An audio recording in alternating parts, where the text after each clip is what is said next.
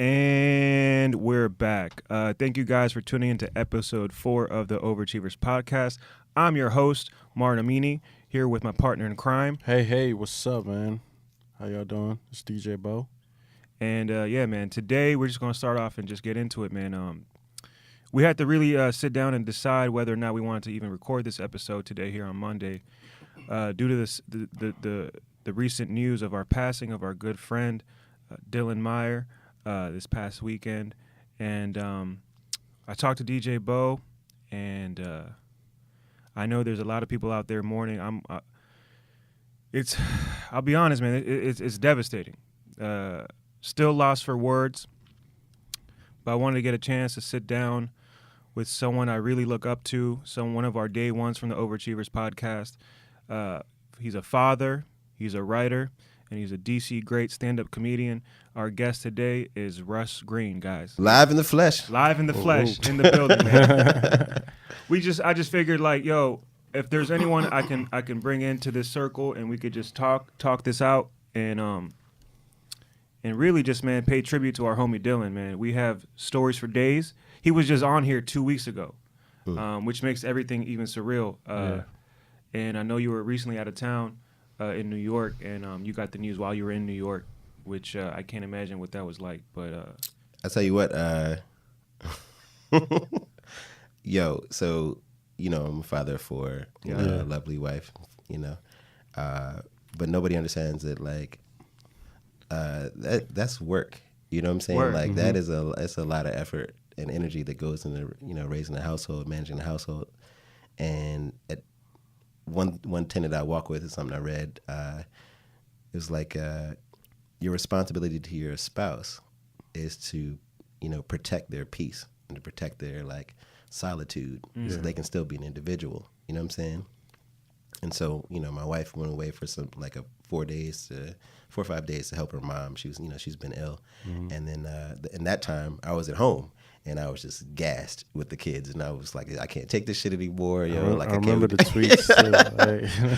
I can't wait till she gets back. Tweets from that. Oh, I appreciate it, man. It was just real from the heart, man. Yeah. Like, I understand. My heart goes out to every single parent out there, particularly single mothers. I can't imagine, like, having a baby, breastfeeding, and then having to raise that kid 24/7 with no support. Yo, like, shit is insane. You got 4 kids. How old are your kids? 10, 8, 5, and 3. Oof. And so you're, like, navigating, like, trips to therapy, trips to, the doctor, trips to school, packing lunches, washing asses, doing hair, you know what I'm saying? Like, reading, doing homework, feeding them every fucking 5 seconds. Yeah. You're a lot you're accountable for. And, when my wife came back, it was just like, yo, then I learned empathy. You know what I'm saying? Like, I see what your struggle is. No wonder you don't want to throw me a parade when I, like, want to pat myself on the back for doing something simple. You know what I'm saying? Like taking out the trash or some shit. So I get it. But, also you just have to, truly take care of yourself. So part of my self-care was like, I got to get the fuck. Right. And so I took a few days to go to New York and just kick it with some of my best friends, like, over 20 years. And Wednesday was fire, Thursday was fire, Friday was fire, and then Saturday I'm in line, stood in line for like 45 minutes to get in this dope party. Okay. And right when I got in, of course, because the line was so long, the bar is packed. Yeah. And I'm not that checking my phone at the party nigga. I'm a party nigga, you know what I'm saying? Right. I like to dance. I grew up in, like, the 90s, and that was always like, we used to get fitted up to go to the club, you know what I'm saying? Button downs and slacks and shit with a crease, you know what I'm saying? Y'all millennials don't know how to iron and shit. So I was like, I'm just ready to turn up. Yeah. And for whatever reason, I picked up my phone and I was just kind of scrolling, and I got a notification on Gmail from Sean, you know what I'm saying? Yeah. And I was like, why is Sean emailing on a Saturday? You know what I'm saying? Whatever the fuck. Pick it up, and I read it, and it was the news of Dylan's passing. I was immediately in shock, and I was just much like you were talking about, numb. And my boy was like, "Oh, you all right?" Right. And I was like, man, I don't want to talk about it because I don't want to blow his high. Right. And he was like, nigga, it's me. Just tell me what's up. Yeah. And I said, my boy just died, and I don't really know how to, like, process this shit. And he was like, well, what you want to do? You want to leave? Like, this is a real caring nigga. You know what I'm saying? You want to leave or what? I was like, well, I don't want to ruin your party. We just got in this joint. We just paid. He was like, tell you what, he's gone. You know what I'm saying? That's a real thing.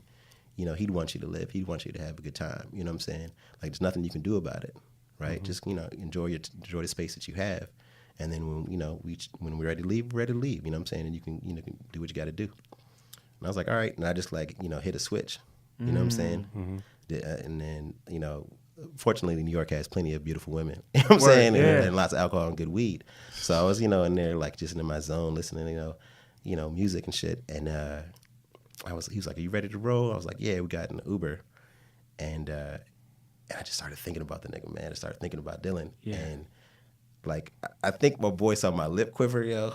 And he said something like, he's like, yo, I know this is hard, but, and everybody enjoys sunny days, but sometimes it rains. And it's like, as soon as he said that, just tears started rolling down my face. Yeah. And we pulled up to the restaurant we were going to. And I was just standing outside, like looking like windswept, you know what I'm saying? Yeah. Like, what's the game? Like Fight Night or like Mortal Kombat, when like there you got to do the fatality and they're just standing there waving back and forth. You know what I'm saying? On the swing. That's what I must have looked like, because he just grabbed my shoulder and I just hugged him for what felt like 10, 15 minutes. It was like, I was just breathing. You know how you have to center yourself. And I went right in the spot, man. Went to the bathroom and just sobbed, yo. Just eyes bloodshot. And I came back, and the first thing I said to him was, I love you. Like, what I'm saying? Yeah, no doubt. And I was like, you can't die on me, yo. You know what I'm saying? I'm tired of my friends dying on me. And, from that moment, it was like, I was back home. Yeah. You know what I'm saying? Because Dylan was in my heart, man, so I was back home. Yeah. You know what I mean? And then, like, Rollo hit me. Paris hit me. We had just seen each other the day before, and they were like, yo, where are you in the city? New York is thick, dog. Where are you in the city? We're coming to where you at. You know what I'm saying? And it's just like, yo, from when I woke up the next day, it was raining, and I thought it was so, poetic, yo. You know what I mean? It just rained the whole day. Dog, it was storming when I got the call from Michael Summers. It shook me to I had to pull over. I was driving. I pulled over. Summers was crying. I was in disbelief, and he said that everyone was gonna meet at Andrew Cook's place. All the comics were meeting there, and I was like, I'll be right there. I'm on the way. And the first thing I thought was making sure that all the other comedians were gonna be okay, because I knew how much of effect this would affect everyone. And everyone in our community. Some people are prone to turn into, when they get bad news, I was just concerned about everyone getting to Cook's place safely. You know what I mean? And then it started raining, it thundered, and it was the most dramatic hour just getting to Andrew Cook's place. And then I got there, everyone, like from Sean, all the comics were there, and it was a moment. We're all just in disbelief. It still hasn't completely sunk. I haven't been to Big Hunt yet, and I know for a fact when I'm sitting down in the cubby where we just sit there and just fuck around and talk shit, that it's just not gonna be the same. You know how Dylan liked to, he liked to sit on the staircase. Yeah. And if y'all don't know, not everybody knows who listens to this podcast what Dylan looks like. He's this huge, like tall, big oafish character, right? And so he would sit right on the stairs, and the stairwell is very narrow, and block people going up and down. And I used to always give him shit about it, like, nigga, move, yo. Yeah. Like, you don't know how awkward it is to try to get around you. Word. And he was like, we should just, he's like, he's always good for a riff. He's like, I'm the troll, you know what I'm saying, on the bridge and shit. And they got to get the riddle right. And he went into character, did all the voices and shit. And I was just like, it's just bananas, you know what I'm saying? I don't have to, like, rip him about that anymore, you know what I'm saying? Yeah, man. He took up a space, but he took up that same space in your heart, you know what I'm saying? He took up that same space wherever he was. And for me, it's just, like, it's just so, just, all you have is the moment, yo. That's all you got. That is the takeaway, man. Like, that's all you got. And we had him on here 2 weeks ago, and, he shared with us that this was his dream. I don't know about you, if stand-up was one thing that you thought about as a kid. I know it wasn't for me. I never even thought about this as a career until I got to see it firsthand in my 20s. But this is something that Dylan said he thought about. And as soon as he got out of college, he actually went to a show. He said he went to go see Mitch Hedberg at the DC Improv. Holy shit. And he saw the feature act was Eric Myers. And when they introduced Eric Myers, they're like, from Columbia, Maryland, Eric Myers. Mm-hmm. And I remember Dylan said Columbia, Maryland, that's not LA or New York. And that's what gave him, that planted the seed in him going down to the Potomac Grill to get into comedy. Oh, Potomac Grill Mafia, man. Fast forward, he became one of the best comics in DC. I said it today in a post, man. I got to start with him in the open mics, and then 5 years later, I got to see him shine at the Kennedy Center. And he's a guy who arguably he's easily one of the best comedians in DC. But I would even go as far to say he's one of the best young comics in the country. The problem is no one got a chance to see him yet because he was still cooking in DC, and that's what hurts me the most, man. There's so many things about this whole situation that's so tragic. But the fact that we have so many great memories, one of them, the memories we have at Big Hunt, hanging out, spending so many nights just telling, just making each other laugh, man. For me, it's like this space of, everybody deals with loss in a different way. Right. And loss is defined as different things to different people. You know what I'm saying? Like, last year was one of the hardest years ever. I had 2 friends die back to back, July 3rd and July 4th. You know what I'm saying? And my dad had a stroke, and my brother was struggling with, like, his wife is really struggling with, like, her pregnancy. And so it was just a lot. And I got through it with therapy, being in treatment. And, come back around to this space, some part of me thought that I would be prepared for something like this. You know what I'm saying? Like I knew how to handle it. Yeah. But for me, another one of those deep times of loss was when Milner, went back. Yeah. You know what I'm saying? And for me, it was like, yeah, that's my boy. What you mean I'm not going to get to see him? You know what I'm saying? Like, it doesn't even make any sense. It's not, this dude is not, he's very much alive. Milner, I know you where the fuck you are. You know what I'm saying? Yeah, for some people who don't know, Chris Milner, a good friend of ours, great comedian, unfortunately I don't even know the right word, sent back or deported to London. I think he made a choice that he needed to go based on whatever his situation circumstances, was. But it wasn't by it was due to this legal circumstances. He had to go back. Yeah. And now he's not able to come back to DC, where he started comedy 6 years ago, 7 years ago. And he was not just a best friend of ours, but he was a great comedian, and he was a part of the crew, man. Dylan, Chris Milner, and for me, it's a lot of cats. Not a lot of cats, but. We can be honest about it now because we're, like you said, upwards of years, I guess, figuratively speaking, in comedy. But most of comedy is bad. Most comics are trash. Sure. You know what I'm saying? And Potomac Grill was this, like, very special thing. Rockville, Maryland. Shout out to Rockville, Maryland. Right in Rockville, Maryland. Origin right in Rockville story, Pike. baby. Hosted by Rob Mayer. Great dude, veteran comic. And he had the patience of Job, and he would do this. I have to feel like I have to set up with Potomac Grill. So it's this restaurant where they serve amazing food that's overpriced. You know what I'm saying? It's closed. I can talk shit about it now. And that is really hot bartender, Gordana. Shout out to Gordana. We still love you. Everybody does. And on the side, they would have like, inevitably it was always like senior night. It was nothing but like senior couples would hang out and eat dinner. And then where the comedy was set up was right in front of the bar. And it was much, younger, facing. And most of the comics were trash, including myself at the time, right. It had just started. But cats that came out of there was like me, you, Benji Himmelfarb, Dylan Meyer, Todd Fleming, you know what I'm saying?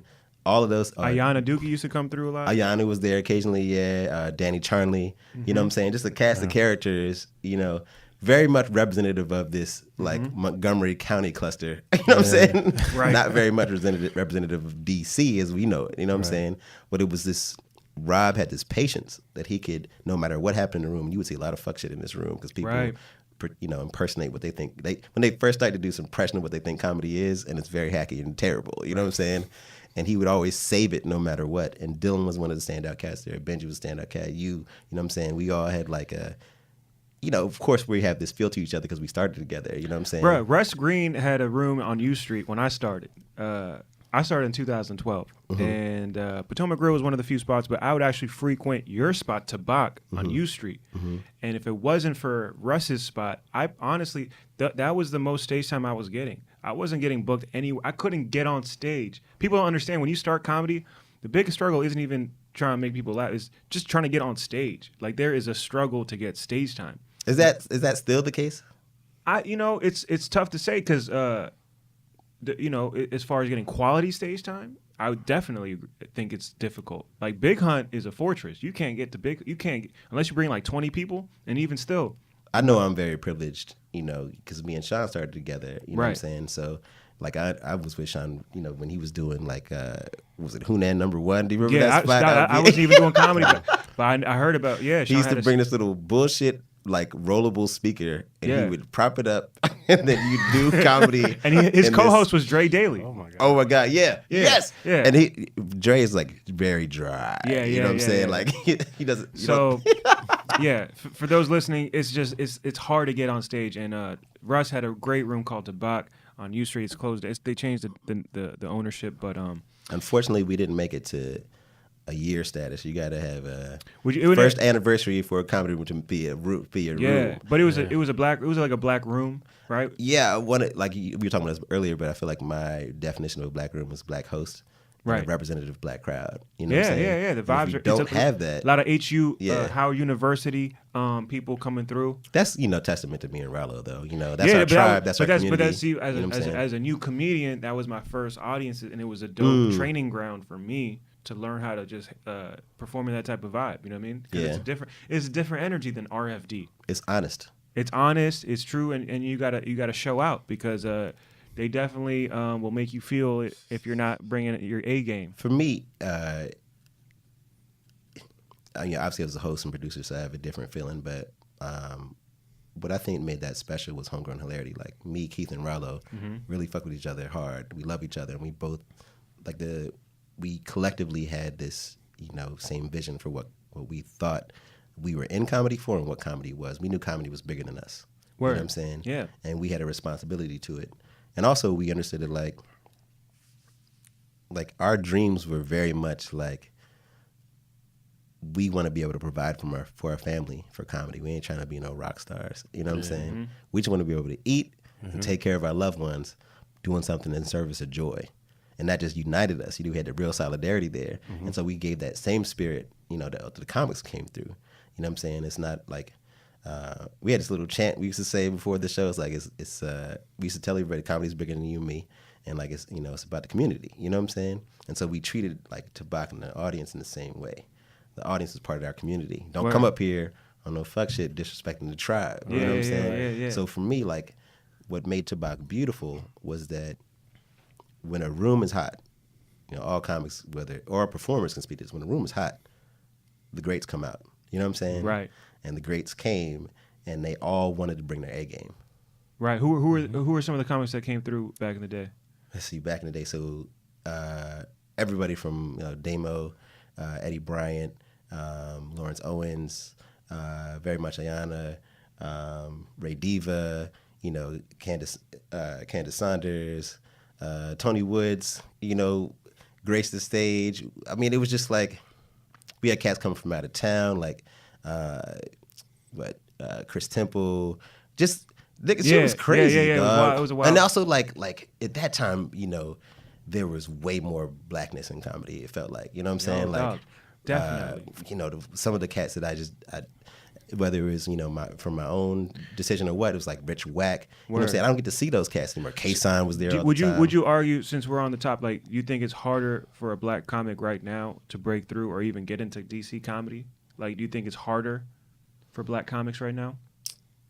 I don't. Again, I'm not new in the game, so I can't speak to what the walk is like to start. You know what I'm saying? There's a lot more rooms. There's a lot more like opportunities to perform than I was aware of when I started. You know what I'm saying? But I think the reality in entertainment is it's a very segregated industry. Speak on it, And though. DC is very much testament to that. Like there is like this idea of black comics and white comics, this idea of white rooms or mainstream rooms and urban rooms or black rooms, whatever you want to call it. That's a very present thing that exists in comedy. It's not just DC. That's all over the nation. You know what I'm saying? Historically, that's been the case from the from Def Comedy Jam. You see, the thing is like, again, people are doing an impersonation of what they think comedy is. So Def Comedy Jam comes out, people say this is what comedy is now. It's like when Richard Pryor was performing, people were like, oh, now you can say fuck really loud, and you can say nigga, and you talk about your dick and pussy, and that's what comedy is. People frame that as Def Jam as well. But what they don't understand about Def Jam is it was about who was hot. You know what I'm saying? Like if you had, you could be with a 5-minute set, but if your 5-minute set was fire, Def Jam would put you on. You know what I'm saying? And so for us, it was this thing that it wasn't just Tonight Show with Jay Leno, you know what I'm saying, anymore. You know what I'm saying? It was like this, it broke out of that, it kind of broke the fourth wall and said, okay, this is the truth. It's in New York City. You know what I'm saying? That's like, the energy is bigger. You know what I'm saying? It's much more dynamic. So for this, it's like for black people, it's a much harder time, and we have a very deep struggle we're living. That all of us are in a deep struggle right now with black people, particularly at disproportionate rates, and so there's more desire for honesty, like for an earnesty that comes from an art form like comedy. And so for me, it's like the voices that are resonating in this space, I would say are deservedly so. You know what I'm saying? But there is this unfortunate where again, like for me, I grew up with comics that are hungry. You know what I'm saying? So for me, it was like at that time it was me, Chelsea Short, Ashley Mayo, Paris. You know what I'm saying? Yeah. Like there was if you ain't have no room, you made your own room. Right. And for me, if you study the history of our ancestors, black women have never had a way. They've always had to create their own way. So I came out of that camp and that tutelage and that understanding. Like, I'm not getting the time. I'm about to make a room, yo. What y'all want to do? Time to make climax. You know what I'm saying? Right. Time to struggle and get played by the Ethiopians and not make any bread. You know what I'm saying? But just keep doing the show every week under the false assumption that there's going to be, or assertion that there's going to be a promise of return on investment. No, the return is you just get better at comedy. That's it. You know what I'm saying? Yeah. So, I mean, that's what Tabaka's kind of out of that. We did we had a great partnership with the Kempton hotels, you know what I'm saying? So, at that time, we were just feverish. Yeah. But unfortunately, at that time, what I have to be honest with that is I was just a very bad husband and father at the time. You know what I'm saying? Going out 5 nights a week, 6 nights a week, multiple shows in a night to perform. When my kids were babies, yo, and I think it was 2012 to 2014, I was working at Delta Airlines as well.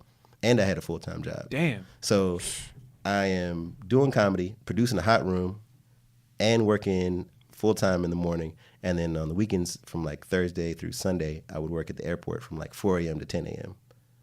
I don't remember sleeping during that time. And my son was just born, so I have very few memories of whatever's not recorded. Yeah. You know what I'm saying? Yeah, nah. Because that's how much I invested in comedy. So when you say, is it a hard time for black comedians? I can speak to my experience. I don't know what a brand new cat's going through, but I don't know that everybody's putting that same sacrifice in. But I do know that people who trust me in comedy still ask me that produce shows, hey, what should I do to bring more black comics out? We'll be welcoming to black comics and black people. Right. Put black people on, give them the same opportunity that, some of these white groups have that say, well, I'm just going to, pass out flyers and hang around for a little bit. Not everybody has the opportunity to hang around.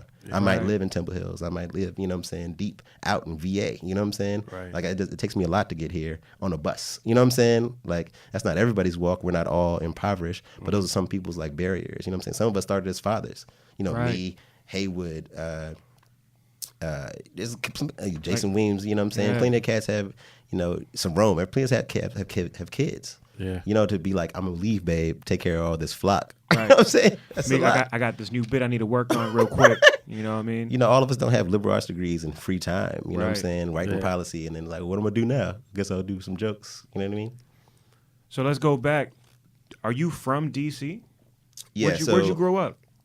I was born in St. Louis. Let's Okay. say Louis when I was 4, moved to Baltimore. My dad is a psychiatrist. He got assigned to Providence Hospital in Baltimore. And from there, we moved to D.C. When I was 10. So fifth grade is when I first came to D.C. At Bunker Hill Elementary, you know what I'm saying? Okay. And I've been here ever since. I went to, high school, college here. Where'd you go to Howard high school? University. Where'd you go to high school? Woodrow Wilson Senior High, right on Nebraska and Chesapeake. Oh shit, Wilson. Yeah. Wilson is a pretty diverse school though, right? Yeah, I went. But when you Well, went, DC was. well, yeah, we might have to date you. I don't mind being dated. I'm 39. I'll be 40 next year. So when you were in high school, that was what year was that? So I started at Wilson in 93, fall of 93. And you were in 97? Okay. No, class of 96, yeah. So you was in high school when Pac was alive. Yeah. Well, yeah, briefly, yeah. Yeah, Pac died in, 95? Was it 94? Or 96? 96. Yeah. 96. And then Because Biggie Biggie died in 97. Right. And I remember that because it was a huge deal. Yeah. Bro, I was 10, I think, when, I was 10 years old when Biggie died. Now you're dating yourself. Okay, all right. Yeah. So you're firmly a millennial. Does 30 put me in the millennial I category? think you're a millennial too. Nah, I think 80 is the cutoff. You had to be born Is in it? 1980. Word. Because my wife is a millennial, but I'm not. Yeah, dog. That's, yeah, your generation though was I sometimes think I wish I could have grown up in the 90s properly. Like the 90s were dope. Yeah, you could say that because you romanticize it, dog, from what you see of like what the output is. But the I just 90s fuck was with a the- really fucking scary, hard time, dog. Like I'm very fortunate, you know what I'm saying? Like my parents, they have their own, crisis of like, as authority figures to me. So they inflicted their own trauma upon me. But, my dad was a psychiatrist, my mom was a school teacher, you know what I'm saying? We were, if you believe middle class exists, we were in that space, you know what I'm saying? Okay. So I wasn't missing meals because of money. I was missing meals because of a lack of consideration, like poverty of consideration. My parents worked too hard to be able to figure out like, okay, I guess we have to feed you guys. You know what I'm saying? Yeah. So for me, it was like coming as this, I left private schools before I came to Baltimore. I mean, when I came from Baltimore. So when I came to DC, coming from a predominantly rich, white, Jewish, community to like a, Northeast DC, which is an impoverished black community of strivers. Yeah, describe DC in the 90s for people could some people know, but some people just do not. So really late 80s, know. early 90s is the height of the crack cocaine epidemic, which is basically black and brown people are thrust with this identity of communities being, rife with drugs. And also, a huge opportunity economically, you know what I'm saying, to make. This is like the murder capital rate is like at an all-time high. Like I feel like at that point, I think we were the murder capital of the world in 1993. Murder capital of the world. Like I think there's like over 600-700 killings. Jesus. What did it for me was when I was graduating from Deal, which is 93, that year, like as we were preparing to go to Wilson, which is just over this small hill to go to from Deal But to Wilson's Wilson. in Northwest though, right? Yeah. So DC was such in crisis in like Southeast, Northeast. They were busing kids on charter buses from those neighborhoods and communities into this, schools with better opportunity. You know what I'm saying? So it was like Tale of Two Cities. You know what I'm saying? So you had Yeah. this rich white suburban kids in the same space as these like impoverished like neighborhood kids. So it's like, okay, let's see how this shit works out. This will be a grand social experiment.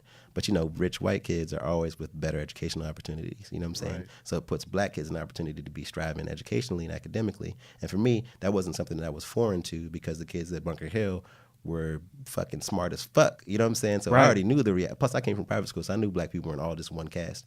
But it's like coming from Northeast, about to enter Wilson from Deal. That year, there was a shootout in front of or more so like a drive-by in front of the school as kids were coming out. In front of Wilson? Yeah. Damn.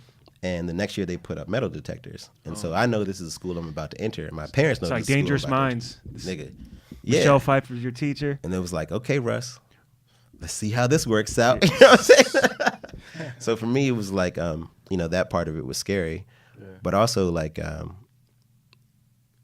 the schools are so fucked up. So, the public school system is, as a school to prison pipeline. And they also have overcrowded, classrooms. So what What does that mean, prison pipeline? Like school to prison pipeline is this understanding that largely the public education system is set up as a space to hold children while your parents work, right? And kids are treated in a way where they're asked to perform. You know what I'm saying? Like they're marched down the hallways. They speak. You know what I'm saying? When asked, when there's an announcement on the speaker, they respond to it. You got to get a pass in the hallway to walk around. Okay. You're treated as if you're being institutionalized. you're an inmate. Right. And what the reality is like the schools are looking for behavioral, like demonstrations of poor behaviors to identify so they can police you and put you in different spaces. So it's like, we have these white teachers in this predominantly black school who are who see young black children who they've never been around before, who are largely informed by media, as problematic and violent. Mm-hmm. So if they talk back in class, I'm under threat, so now I'm gonna put them on detention. You get enough detentions, you get kicked out of school, you know what I'm saying, and you're not and you're walking around outside because you have nothing to do because you're not in school that day, you're gonna be a truant. You know what I'm saying? If you're a truant, you're put in, juvenile, detention. If you're in juvenile detention, that goes on your permanent record. And on your permanent record says, if a cop stops you and he, detains you and he checks your record that you're a juvenile offender, Damn. you're right in. You know what I'm saying? Wow. Like it's a Yeah. whole like pipeline. So For me, it's like prison. a white kid can get up and like say, "Fuck you, Mr. Jackson," and all that Yeah. kind of stuff. And it's like, Yeah. oh, something must be happening with this troubled white child. Why don't we like provide him some counsel or something Therapy like that? You know what I'm and saying? all the whole, yep. And even there's less of a stigma attached to, you know, white families versus black and brown families. Black and brown families don't see mental health. Yeah, that's like a whole nother conversation with black families and Yeah, but it's like all of that. This is why they talk about intersectionality now, right?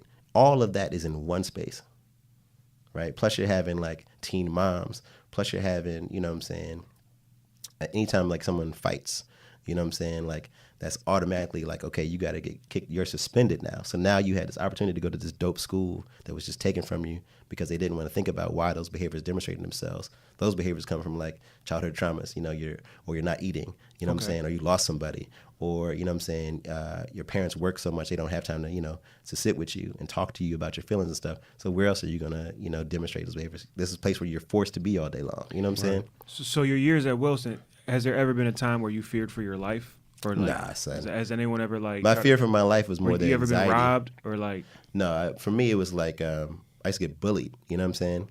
So Was it like, because like... What was your personality like? Were you like kind of like... I was just a quiet kid. You know what I'm saying? Real quiet. I was. Were you cool? Would you say you were cool, or were you more Nah, I was more introverted? of a, Introverted. There's this picture of me in 8th grade. It kind of defines who I was. I was wearing cross colors. You know what I'm saying? This big green cross colored shirt and cross colored shorts that of course I wore backwards because crisscross was hot at the time. All right, crisscross. And I was holding a Calvin and Hobbes like anthology, and also had like an African medallion on. You know what I'm saying? The old school leather African medallions. That was the black kid I was. Damn. You know what I'm saying? It's very much like a, you know, nerdy, quirky, you know, black kid, you know, who came from basically every poppin' comedian to date, like young. You know what I mean? Like, if you describe a Brooklyn comic, that's like. So for me, it was like in private school, 4th grade, right? You know, people were. This is nothing diffifies this. We had a May Day. You guys know what May Day is? It's like at a certain time every year. You know, I think it comes from Europe, but people would erect a flagpole and they would tie ribbons to it, and the kids would grab each individual ribbon and skip in a certain like pattern to make a braid with the ribbon. So I came from there to Bunker Hill Elementary, where it was like you get a box lunch with this little cardboard box, just hood chocolate shit. milk, and your playground was this like just like gravel. You know what I'm saying? Yeah. And Inner city playground. oh, it's just so ignorant. So I remember playing kickball, and I brought this kickball to school, and because I'm stupid and don't know shit at this time about how girls flirt, this girl kicked my ball over the fence, you know what I'm saying, into the street. And I'm like, yo, what the fuck? Like, that's really foul. Yeah. And all like whom I thought were my boys, because your boys don't do this, you learn later in life, was like, yo, you should fuck her up, man. There's no reason she should have disrespected you like that. And then like they're, you know, puffing me up, and I'm puffing up my chest. And, you know, back in the day, you know, I had a lot of fuckboy traits. So it was like, someone pushed me from behind, and you know me, I grew up watching like Danielson on Karate Kid, so I tried to like jump kick her. You tried to jump. How old was this poor girl? She was, I mean, we're both in 5th grade, so we were both 10. You know what 10. I'm saying? And Did you connect with the kid? Did the kid connect? I don't even remember. We just got, you know, you get snatched up right away. Man, you starting drop dumb kick the shit. 10-year-old dog. I was a 10-year-old at the time. You know what I'm saying? But like, yes, I did. you know, with that, like one of my boys, you know, he just, for no reason, just punched me in my stomach. You know what I'm saying? At the locker, like, welcome. You know what I'm saying? Welcome to you know, welcome to the reality, yo. So after every episode, DJ Bo plays a mix. We do a high school mix of what you was listening to back in Wilson. Okay. So let's walk us through freshman and senior year. Like what was popping back from 91 to 94. On the tape deck. What was your tape deck? Because you sound like you might have some very selective choices with your Calvin and Hobbes. 90. Gosh. Okay, so Crisscross. I think I was listening to everything my sister was listening to. So Black Sheep would have been in play. Okay, Nice. yeah. Yeah, early 90s had that boom bat. Janet's album, you know what I'm saying? It was like I remember the poster on the wall, like the infamous, you know what I'm saying? She's having her titties The held. self-titled joint. Yeah, just Janet, right, with the brown, like sepia tone. Yeah. Seal, you know what I'm saying? Like first album, shit was fire. Arrested Development, you know, definitely defines me. Nice. Ice Cube's Lethal Injection, that shit was, that was like an anthem to me. Tribe Called Quest, you know what I'm saying? Midnight Marauders. 91. You making me go back, dog. Well, 96 though. I say, definitely Nas. It was written. That was heavily. Did you ever go through? Did you ever go through like a fake out like drug dealing phase or gang? Did you ever like have a pager? I had a pager. It was because back in the day, everyone had a pager, but it was I had a pager with a gold chain. All the dealers. And I was dating this sister who worked with me at Blockbuster. Yeah. And she used to. My first name is Thomas, and she used to page me. And at the time, you could leave a voicemail on your pager, and she'd be like, "Hey, little Tommy, give me a call back when you get this." So Thomas is your first. So it's Thomas Russ Green. Yeah, Thomas Russell Green the third. My dad is a junior or whatever. But my fantasy, because this is like when New Jack City came out and Juice, and like most of the movies were like the Black Renaissance at that time. They always get this Black Renaissance with like 3 black movies out. But like most movies were about like L.A. or New York, like crime related or drug related violence. So for me, it was like, okay, now I got my Menace to Society pager. You know what I'm saying? Yeah. I should probably try to get my money up a little bit because I'm tired of my parents just always being gone. I want to be able to take care of shit on my own. You know what I'm saying? By my own psychogenesis.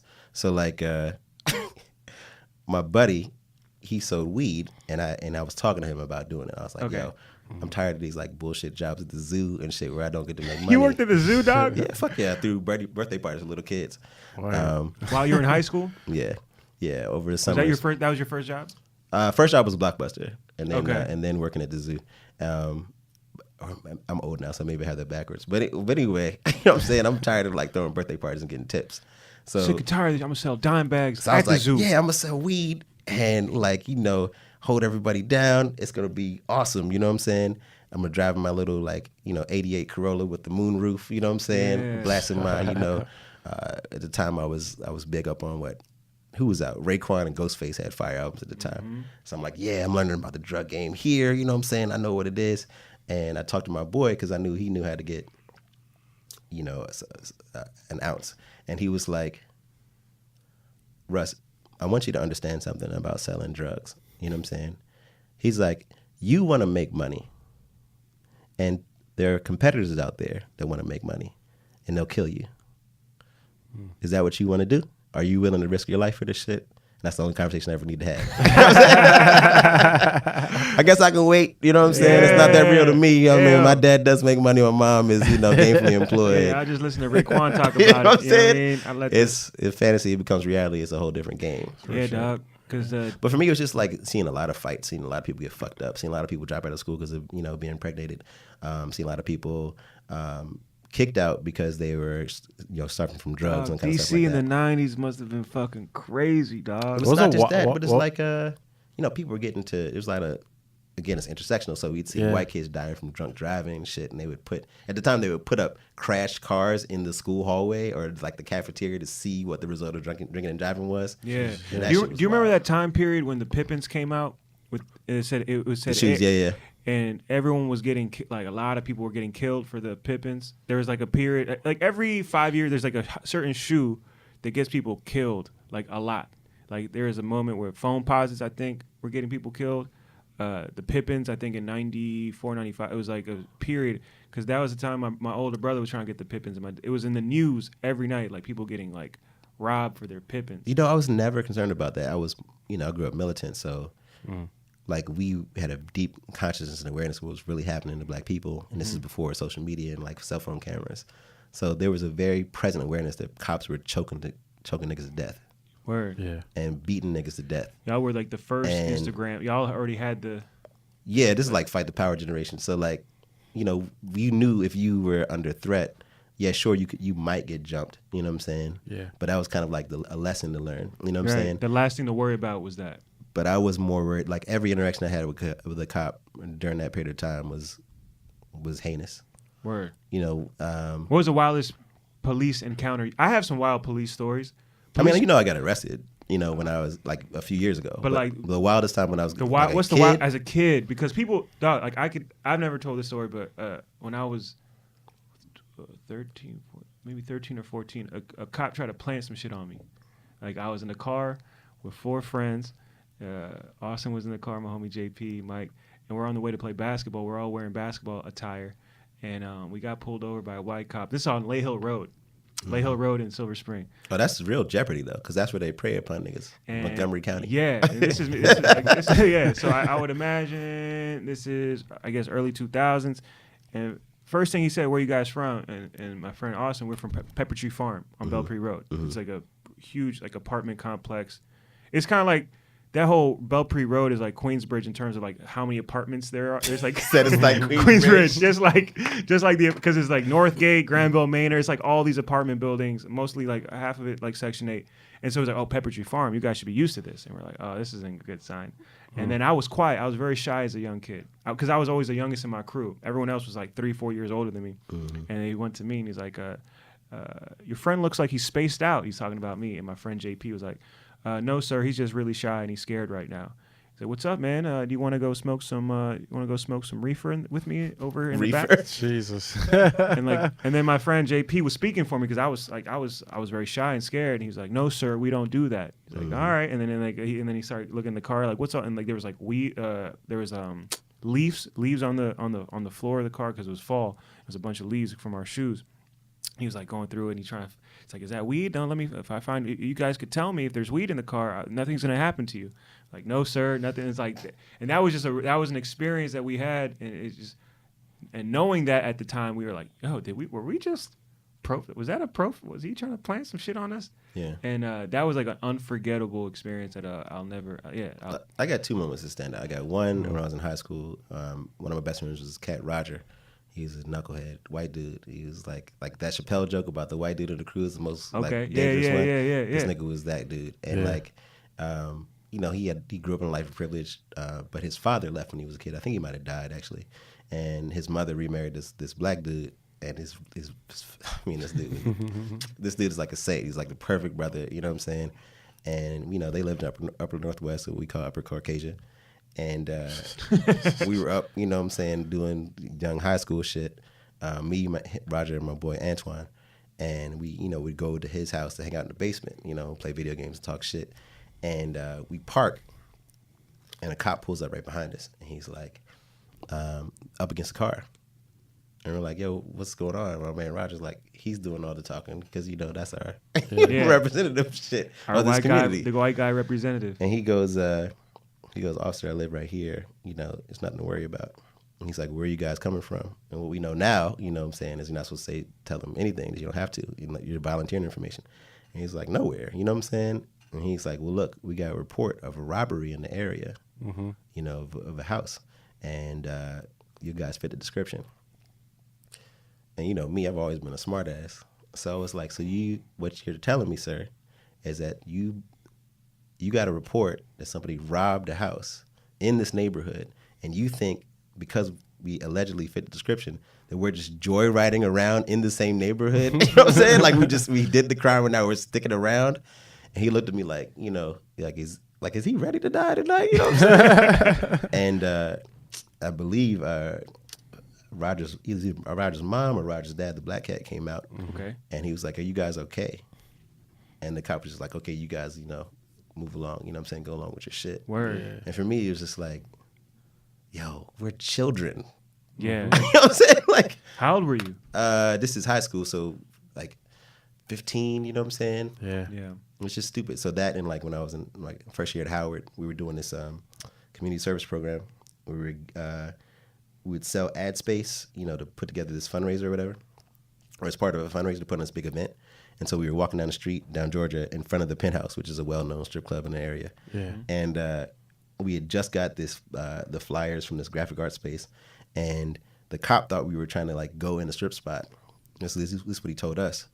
And he was like, y'all little young niggas know you're not supposed to be here. He's a black cop. Mm-hmm. Not that that's an excuse.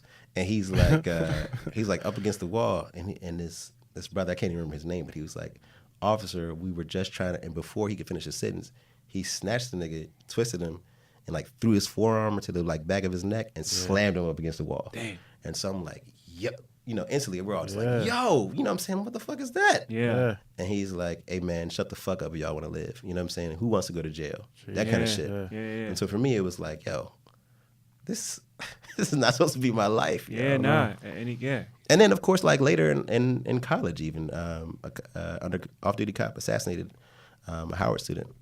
Prince Carmen Jones. For me, that's like, this dude was like the mayor of Howard University. Like Ta-Nehisi Coates talks about him in his book. Like the whole thrust of his book is about this murder of his friend and what that was like for him. And like this memoir he passes on to his son. So for me, I've always thought cops are very, very vile. Damn. And you spent some time. You got arrested recently. I don't know if that's something you want to. Yeah, I mean it's behind me now. It was like 2014. So I was going to the airport. I talked about it on a podcast before. And this cop was just being an asshole. I was in my work uniform. And he was like, you're in the car in your Delta. In my Delta uniform, and I'm like, sir, I'm just trying to park in the lot. And he's like, well, your tags are expired, and I knew that wasn't true. And so I was like, yo, that's just not even a thing. And I was like, he's like, you have to detain your vehicle or impound your vehicle. I'm like, no, that's not something you have to do. That's ridiculous. Like, isn't there anything else I can do in a situation? He's like, well, someone could pick up the car for you. You know what I'm saying? I'm sorry. He's saying my license was expired. Like it's not a real thing. And I was like, all right. So I called my dad because he was on his way to like Brazil that morning. Yeah. And I was like, Dad, you got to get here. This dude's got to hit me up. And he was like, well, I hope they get here in time. The cop. And like 5 minutes later after I called my dad's in his 70s. You know what I'm saying? Mm-hmm. The tow truck pulls up. And I'm like, sir, like what the fuck? We talked about this. So I'm just, sitting in the car. And he's like, you're obstructing justice and impeding my investigation, so I'm placing you under arrest. So I'm like, Jesus. Damn, shit is crazy, dog. I mean, my wife's like, we all need cops. She likes to try to advocate, play devil's advocate. Mm-hmm. And I asked her, I was like, well, have you ever called a cop? She's like, nah. And I'm like, have you ever had a good interaction with a cop? And she's like, nah. So I was like, so do you think that's unique to our experience? Yeah. Yeah. They got this video going around of this white lady, getting beat up on the beach now. I just refuse to watch any of these videos anymore because it's all trauma. Yeah. But she's like, do you want to see this? Like, it's happening to them now. I was like, no, this is the logical conclusion, a foregone conclusion that Black Lives Matter tried to post out in 2014. Mm-hmm. That if you keep letting this violence happen to us, it's only a matter of time before it happens to y'all because that's what a police state is. Yeah. You know what I'm saying? It's unfortunate that we're fucked up in a situation like this, man. We don't do enough as, like, citizens to call for accountability. And also there's this very real space of this is what they want. Law and order. It's tough. It's a tough one. I feel like a lot of us live in a bubble, man. And unless people hear accounts of this, a lot of people probably don't know, cops tried to plant something on me when I was a kid. That's a real story, man. I got beat up by a cop. Cop beat me up when I was I think I was 21. I got caught. I was smoking weed at the park near my house in Kensington at the time, and I was with my little sister. It was just after a long day of selling ice cream, and I was smoking some weed. I was in some shorts and had a T-shirt with syrup on it, just from a long day of selling some honest snow cones. And I was heavy. I was heavy into selling weed at the time, but just this day, I just happened to be smoking weed at the park with my little sister and my homie from high school, Michael Maduka, and then someone called the cops. Because we're in a suburban neighborhood, someone called the cops. Cops pulled up, and at that time we had finished the blunt, and it smelled like a lot, like some loud. You know what I mean? Like some pack, and because you only smoke the finest. Yeah, we only smoke the finest. And 21. Two cops pulled up, and it was a man and a woman cop, and they were like, "All right, guys, who has it?" And we're like, and I spoke for the group. I was like, "We don't know what you're talking about, sir." And he goes, "Don't be a smart. Just give me the stuff, and we'll write you a ticket." And I was like, and in my mind, I'm like, "Yo, I'm not gonna do your job for." I was like, "I'm not gonna do your job for you," like that. And that's that's when shit just escalated. That's what you told him. Yeah, that's what I said. Nice. And that's when shit escalated very fast. And he couldn't, because in my mind, I'm like, "Yo, you're not gonna find it. Like it's gone. Mm-hmm. Like it's gone." And I think he found the little roach. Yeah. And he got me in cuffs, and my sister started crying, and then he was like, "Shut up, you're making it worse." And then I'm like, "Yo, don't tell her to shut up." And that's when he started hitting me, and he hit me on my back, and now I'm in cuffs. He got me in cuffs. My hands are behind my back. My sister's crying very loudly, very kind of dramatic, But she, she was, I guess, 19, 18. That's traumatic. And she's seeing her brother getting like cuffed for the first time in her life, right? And we're high. We're very high. We're all very high. And I'm spazzing at that point because now when they're telling her to shut up, I'm like, yo, don't tell her to shut up. She didn't do anything wrong. And that's when they started hitting me. So now they got me on my knees, and I'm being hit. And my sister's crying even more now because now she's watching her older brother get hit and being put on the ground and being manhandled for just, and we just smoked the blunt at the park and like anything more to say, smart ass, and I'm like, no sir, I'm done. And so your high was blown. Yeah, it was like a roller coaster. It was like from one moment you're chilling, laughing, smoking a blunt to like some bitch ass neighbor calling the cops because like we're just smoking whatever. This is a nice neighborhood at the time. This is when I moved out of Silver Spring. I lived in Garrett Park in Kensington. It's a very nice neighborhood near White Flint Mall. And the cops pulled up and they were like, it was just so theatrical. Like they put me in the cop car and they started playing rock and roll music like really loud. Like they felt like they were all amped super up. Bad shit. They were like amped up and shit. And they took me to 7 Locks and they arrested my sister. They took my little sister to 7 Locks. So we're both locked up in 7 Locks. And Natalie. And so like it's me. And this is the craziest part is this is my first time being arrested. And at the time, I was moving weight. Like this, I've never been caught for moving weight, but I was caught for smoking a blunt at a park, and now I'm being put in a jail cell. And I'll never forget. And this is where my real story about being locked up in 7 Locks, because I talk about it. And I'm put in this jail cell and I'm in this jail cell with this Latin dude, young kid, and he looked at me, and I was like, I'm still in shorts, and they take your shoes, so now you're just like in bare feet. And take shorts, your shoelaces out, take your belt off. So I'm like in ice cream. I'm like so high, rude. But just got hit by a cop, and I'm like, man, I look miserable. And he's like, hey, bro, like first thing he's like, where you from? And I was like, Silver Spring. He's like, what part? I was like, Belpre Road. And he's like, you know Felix? I was like, yeah, that's one of my best friends. And he's like, all right. And that was it. That was it.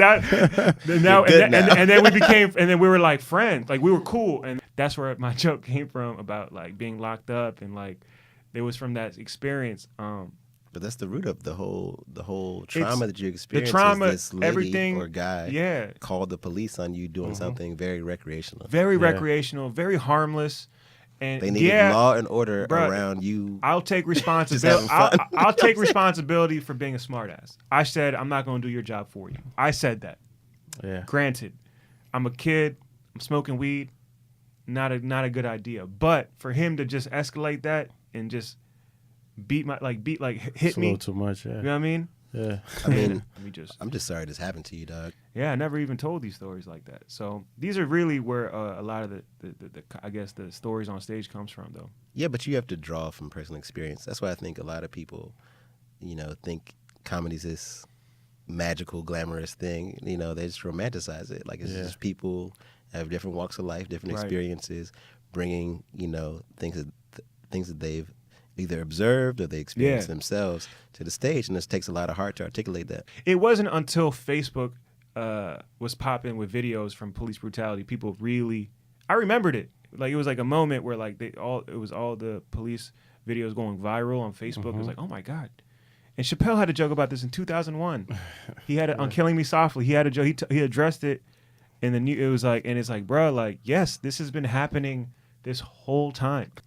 2014 was a raw year because and 2016 was a really raw year. You know what I'm saying? 2016 was like the bloody summer. You had the Philando Castile, Alton Sterling, back-to-back deaths. Back-to-back. Yeah, there were a lot of deaths. Back-to-back. A lot and of black I people feel like shot. after Crutcher, you know what I'm saying? Yeah. The Trayvon, Sandra Bland, I the whole think shit. the Trayvon was what triggered a lot on social media, and then it just felt like it was just like raining down, like all these victims coming out, and it's like it's almost like everyone's numb to it. Like the effect of the tragedy has been, I don't want to use the words diminished, but it's like it's hard to, now we just block it out.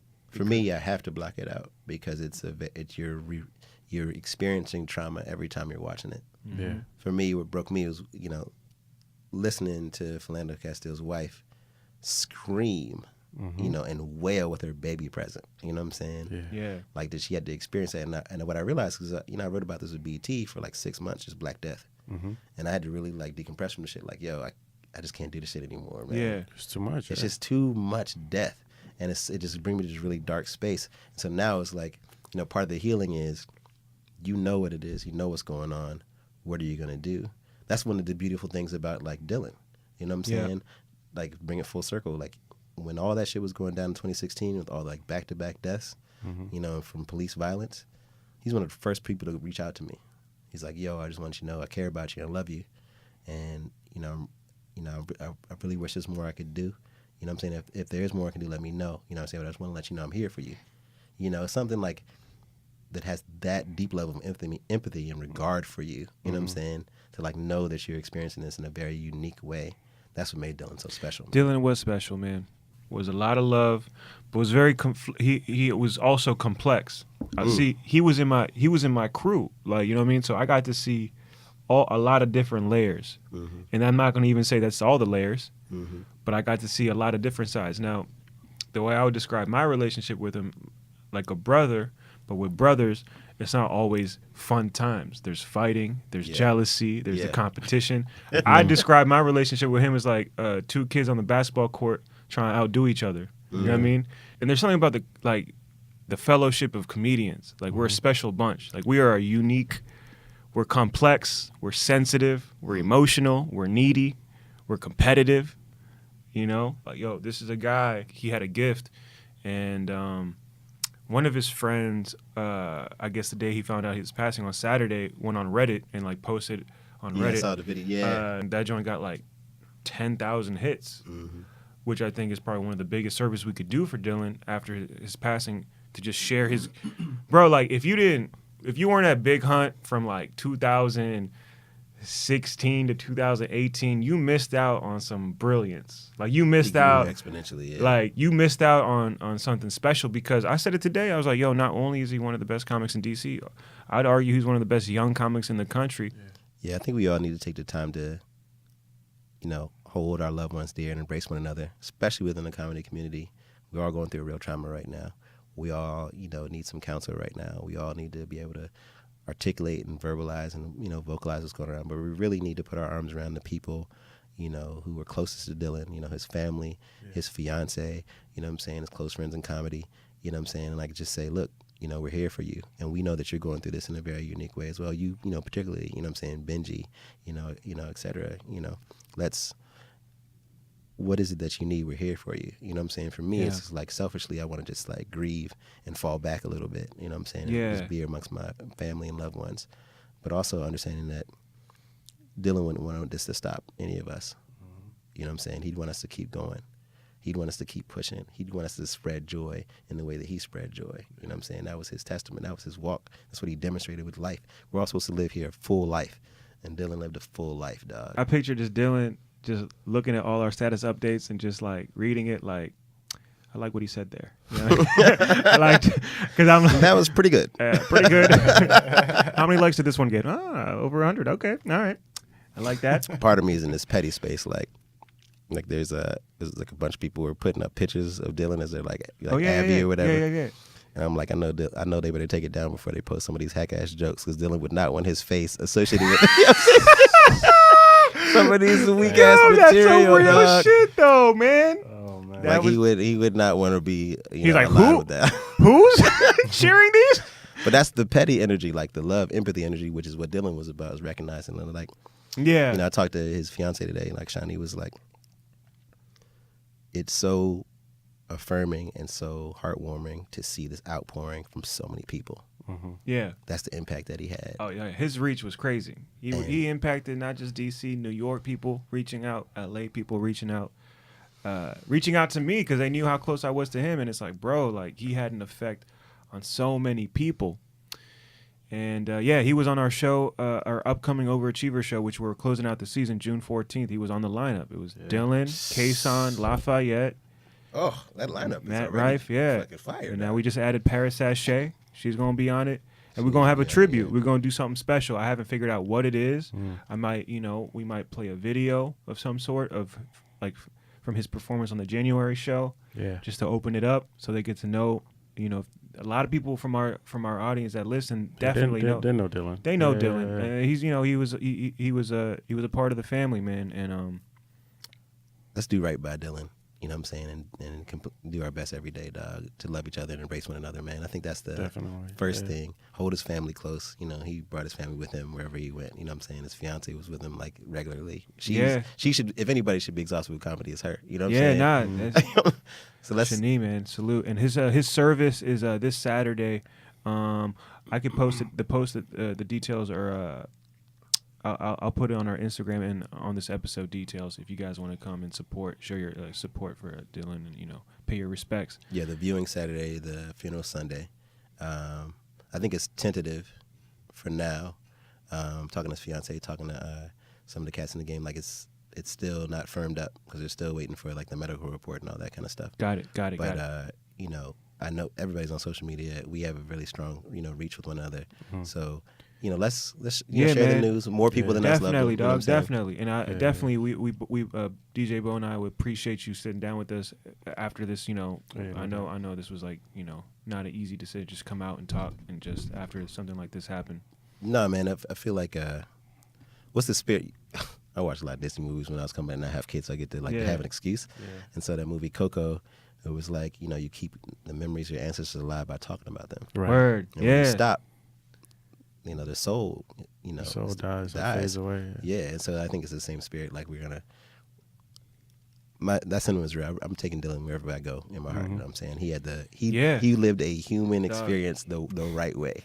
You know what I'm saying? Yeah. Full of life. He went out a DC legend, bro. He is a DC legend. Like he went out on top. Like he was beloved. He was a guy who did Big Hunt, Draft House, and he did the Pinch Open. Like he went to all the rooms. Like. There's not one comic I know who can do every room in DC, and he did all of them. But even if he didn't do all the rooms, he treated everyone he came across with love and respect, and held them in regard of like true. Yes. Like I see your humanity. Yes. You know what I'm saying? Yes. And so for me, it's like there's nothing more that you could ask for from a person. You know what I'm saying? Like that's what makes him remarkable. You know what I mean? Like, yeah, he was funny as fuck. But also he was a good person, dog. Mm-hmm. Like, I'm sure in some space his mom is like, I know she has to feel so good about pouring into him so deeply. You know what I mean? And investing so much of her heart into him to make him this special person. You know what I'm saying? To inform like his kind of ideals and how he walked in life.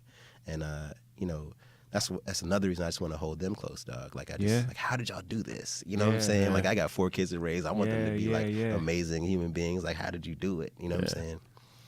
Shit, yo, that's a lot, man. Yeah, I think those were good words to end it on, man.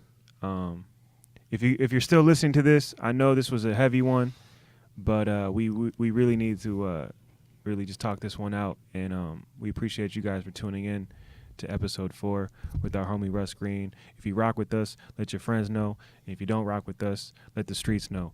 Thank you guys for tuning in. We'll see you on the next episode. Peace. Night, y'all.